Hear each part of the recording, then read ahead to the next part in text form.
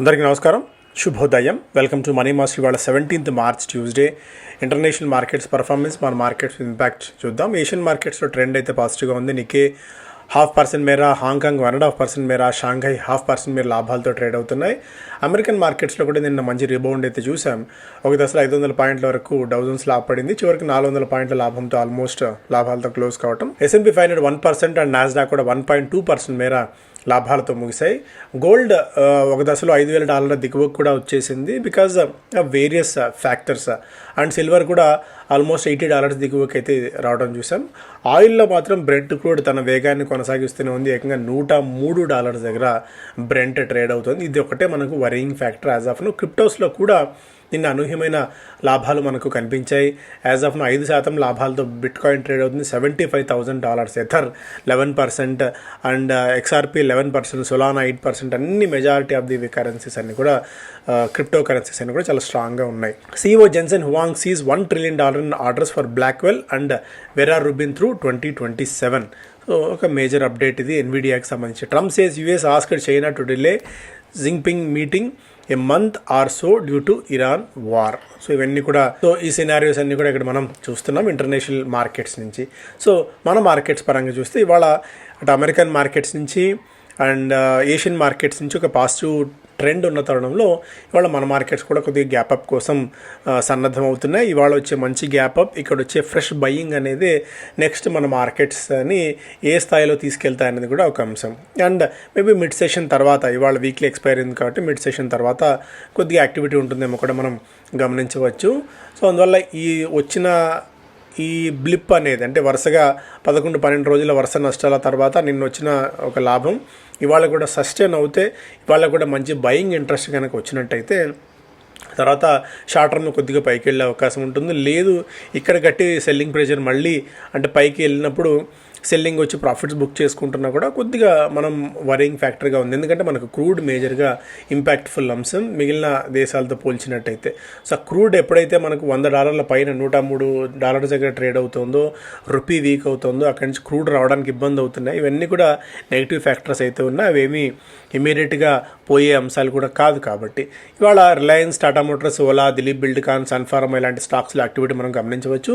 Tejas నెట్వర్క్స్కి has secured a purchase order to supply 4G radio access network solutions for a mobile operator in South Asia అన్నట్టుగా కూడా ఒక update మనం చూస్తున్నాం. అంటే financial terms ఏంటి, ఆ కంపెనీ ఏంటి అనేది ఇంకా వీళ్ళు వెల్లడించలేదు. Dilip Buildcon has restored an NCLT has restored an insolvency appeal against Dilip Bildkon. So వీళ్ళ మీద వచ్చిన ఏదైతే ఇన్సాల్వెన్సీ దివాలా పిటిషన్ ఉందో దాన్ని NCLT అయితే రిస్టోర్ చేసింది, డిస్మిస్ చేసింది ప్రస్తుతానికి. Reliance Industries said it has signed a binding long term agreement to supply green ammonia to South Korea's Samsung CNT corporation. ఒక మేజర్ అప్డేట్ రిలయన్స్ ఇండస్ట్రీస్కి. Sun Pharma has received an order from the US FDA to expand the therapeutic use of its innovative drug Ilumya for the treatment of adults with active psoriatic arthritis ఉన్న వాళ్ళకి ఏదైతే drug వినియోగిస్తారో దాన్ని expand చేసేందుకు, మరింతగా విస్తృతం చేసేందుకు US FDA నుంచి సన్ఫార్మాకు ఆమోదం అయితే లభించింది. టాటా మోటార్స్ తన కమర్షియల్ వెహికల్ ధరలను ఏప్రిల్ 1వ తారీఖు నుంచి 1.5% మేర పెంచబోతోంది. ఓలా ఎలక్ట్రిక్ 2,000 కోట్ల రూపాయల వరకు సమీకరించాలని చెప్పి చూస్తుంది by selling a stake in its battery arm Ola cell టెక్నాలజీస్లో. ఒకవైపు సేల్స్ క్రమంగా పతనం అవుతూ తరుణంలో వీళ్ళు బ్యాటరీ టెక్నాలజీస్ మీద కొద్దిగా పట్టు సాధించిన తరుణంలో దీని నుంచి కొద్దిగా గొప్ప బయటపడేందుకు కంపెనీ ప్రయత్నాలు అయితే చేస్తోంది. అండ్ స్టాక్స్ పరంగా చూసినట్టయితే GMDC NMDCతో ఒప్పందం కుదుర్చుకుంది. In the rare earth elements సెక్టార్లో RVNLకి 95 కోట్ల రూపాయల మేర ఆర్డర్స్ వచ్చాయి NMDC నుంచి. భారత్ ఫోర్జ్లో PI ఆపర్చునిటీ ఫండ్ 23% మేర వాళ్ళ కంపెనీ ఆమ్ JS ఆటోలో పెట్టుబడులు పెట్టింది 300 కోట్ల రూపాయల నేపథ్యంలో. L&T tech the company launches an NVIDIA powered AI lung digital twin platform for advanced respiratory diagnostics కోసం L&T టెక్నాలజీ NVIDIAతో కలిసి ఒక ప్లాట్ఫామ్ని స్టార్ట్ చేసింది. Cupid the company announces a strategic branding alignment of Japanese quality for its made in India products and is developing a nitrile female condom. So క్యూపిడ్ని గత కొద్ది నుంచి విపరీతంగా లేపుతున్నారు. నిజంగా క్యూపిడ్లో అంత దమ్ము ఉందా లేదా, క్యూపిడ్లో అంటే ఎంత కండోమ్ సేల్స్లో కానీ కాంట్రాసెప్టివ్స్ విషయంలో ఇంతటి డిమాండ్ ఏ రోజుకి ఆ రోజు పెరుగుతూ ఉంటుందా, ఇవన్నీ చూడాలి. నిజంగా క్యూపిడ్లో అంత కెపాసిటీ ఉంటే చాలా కాలం నుంచి అదే స్థాయిలో ఉండేది. బట్ అనూహ్యంగా గత కొద్ది కాలం నుంచి మాత్రమే క్యూపిడ్లో ఆర్టిఫిషియల్ ఇది జరుగుతోంది పంపింగ్. సో కొద్దిగా జాగ్రత్తగా ఉండండి, అప్రమత్తంగా ఉండండి క్యూపిడ్ విషయంలో. ఎందుకంటే గతంలో చాలా కాలం నుంచి ట్రేడ్ చేస్తున్న వాళ్ళకి, క్యూపిడ్ స్టాక్ని ట్రాక్ చేస్తున్న వాళ్ళకి మీకు అవగాహన ఉండే ఉంటుంది ఈ స్టాక్ సంబంధించి. సాగర్ సిమెంట్స్ తమకే చెందిన ఆంధ్ర సిమెంట్స్లో 7.24% మేర వాటాను విక్రయించబోతోంది. ఒక్కొక్క షేర్కి ₹52 చెప్పిన ఆఫర్ ఫర్ సేల్ కోసం ఫ్లోర్ ప్రైస్ నిర్ణయించారు. నోసిల్ వాళ్ళ దహేజ్ మ్యానుఫ్యాక్చరింగ్ ప్లాంట్లో విస్తరణ కోసం ₹130 కోట్ల ఖర్చు చేయబోతున్నట్టు వెల్లడించింది. రైల్టెల్ కార్ప్కి నేషనల్ ఇన్ఫర్మాటిక్స్ సెంటర్ సర్వీసెస్ నుంచి ₹42 కోట్ల మేర ఆర్డర్స్ వచ్చినట్టు వెల్లడించింది. లీలా ప్యాలెస్ హోటల్స్ ₹231 కోట్ల మేర పెట్టుబడులు పెట్టబోతుంది వాళ్ళ లీలా లక్స్ హోటల్స్కి సంబంధించి. ఎకనామిక్ టైమ్స్ ఫస్ట్ పేజ్లో trade deficit nearly 2x in Feb, exports face battle field ahead. So తెలిసిందే మనకి, ఎందుకంటే ఇప్పుడున్న పరిస్థితుల్లో ట్రేడ్ డెఫిసిట్ అయితే పెరుగుతుంది. ఎందుకంటే అక్కడి నుంచి మనం పంపించే పరిస్థితులు లేని కారణంగా exports face battle field ahead.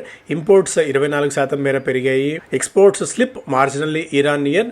Trade gap అయితే పెరుగుతుంది. సో ఇవన్నీ మనం ఊహించిన అంశాలే, తెలిసిన అంశాలే. దీని గురించి మరి అంత విపరీతంగా ప్యానిక్ అవ్వాల్సిన పని ఏం లేదు. బట్ ఎందుకంటే ఇప్పుడు ఏం చేయలేని పరిస్థితి కూడా మనం. Trade deal only after US firms up new tariff system. Supreme court చెప్పినప్పటికీ కూడా తాను ఒక టారిఫ్స్ విధించేందుకు అధికారం తనకుంది, టారిఫ్స్ విధిస్తానని చెప్పి మరొక ప్రకటన డొనాల్డ్ ట్రంప్ నిన్న చేయటం అయితే చూసాం.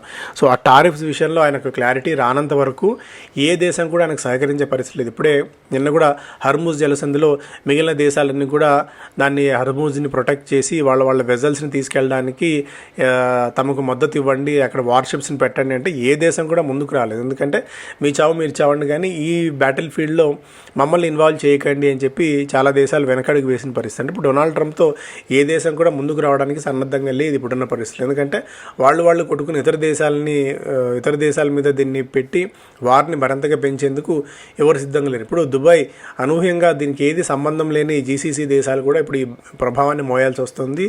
దుబాయ్ సేఫెస్ట్ కంట్రీస్గా అనుకున్నది కాస్త ఇప్పుడు ఏకంగా దుబాయ్ ఎయిర్పోర్ట్ ప్రధాన ఎయిర్పోర్ట్ మీద దాడులు జరగడం బట్టి చూస్తే ఎయిర్పోర్ట్ వాళ్ళ ఏవియేషన్ని క్లోజ్ చేయటము, నిన్నంతా సర్వీసెస్ని, తర్వాత మళ్ళీ దాన్ని రెజ్యూమ్ చేయడము, మొత్తానికి ఒక కన్ఫ్యూజన్ స్టేట్లో GCC అండ్ ఎస్పెషల్లీ దుబాయ్ కూడా ఉంది.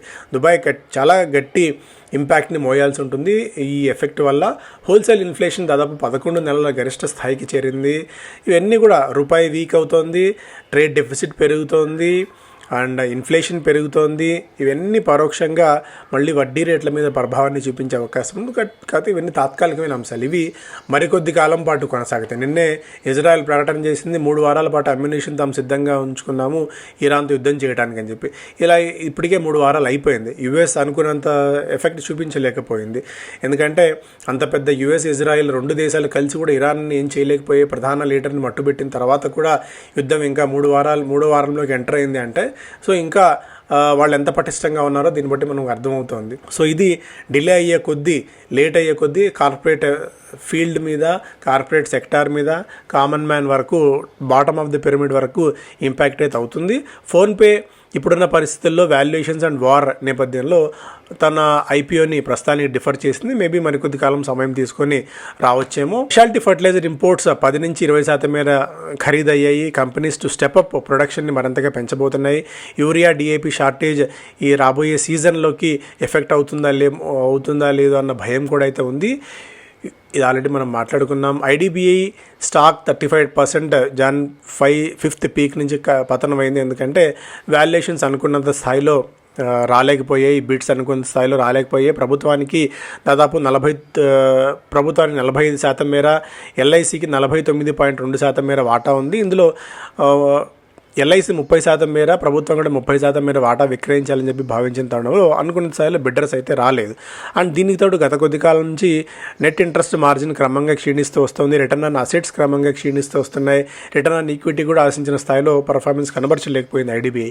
సో ఇక్కడ నుంచి ఈ బిడ్స్ రాక అండ్ ఈ కంపెనీ సేల్ కనుక ఎవరు తీసుకోకపోయినట్టయితే కంపెనీ పర్ఫార్మెన్స్ని కనిపించాల్సిన అవసరం ఉంటుంది. సో పీక్ నుంచి 35% పడింది కదా అని మనం వెంటనే ల్యాపప్ చేసుకోవాల్సిన పరిస్థితి కూడా లేదు. ఎందుకంటే స్టాక్లో పర్ఫార్మెన్స్ క్షీణిస్తుంది. ఆ పర్ఫార్మెన్స్ని మళ్ళీ నిలబెట్టుకున్నంత వరకు ఇప్పుడు ఈ ప్రైస్ పీక్ నుంచి పడ్డా కూడా మనకంత అట్రాక్టివ్ కుషన్ అయితే ఉండకపోవచ్చు. Dalal Street snaps 3-day losing streak with no reason to worry more. Already మనం దీని గురించి డిస్కస్ చేసాం.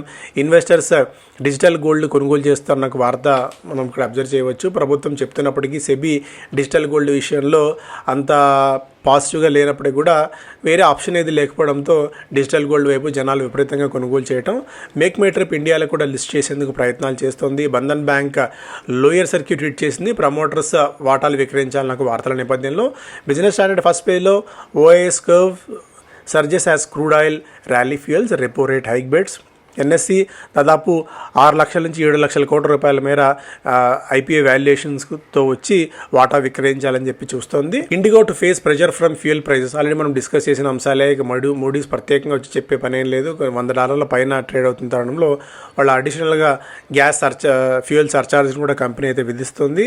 మరికొద్ది కాలం పాటు ఇలాగే ఈ $100 పైన క్రూడ్ ట్రేడ్ అవుతూ వస్తుంటే ఒక ప్యానిక్ సిచ్యుయేషన్ ఇది. దేవ్యాని ఆల్ టైమ్ హై లో హిట్ చేసింది. 6 నెలల్లో స్టాక్ 40% మేర పతనమైంది. ఐటీ నిన్న 14% మేర పెరగడం, వాల్యూమ్స్ సహా పెరగడం ఒక ప్రధానమైన అంశం. ఎటర్నల్ వరుస నష్టాలకు బ్రేక్ పడింది, ఒక 3% మేర పెరిగింది. CGD companies offer free gas and free waiver. So CGD అంటే పైప్డ్ న్యాచురల్ గ్యాస్ని మరింతగా ప్రమోట్ చేసేందుకు సిటీ గ్యాస్ డిస్ట్రిబ్యూషన్ కంపెనీస్ పోటీ పడుతున్నాయి. ఎల్పీజీకి ఆల్టర్నేటివ్గా పిఎన్జీని మరింతగా జనాల్లోకి తీసుకెళ్లేందుకు చాలా కంపెనీస్ అటు మహానగర్ గ్యాస్ కానివ్వండి అండ్ బీపీసీఎల్ లాంటి కంపెనీస్ పోటీ పడుతున్నాయి. Indraprastha, Mahanagar and Bharat petroleum.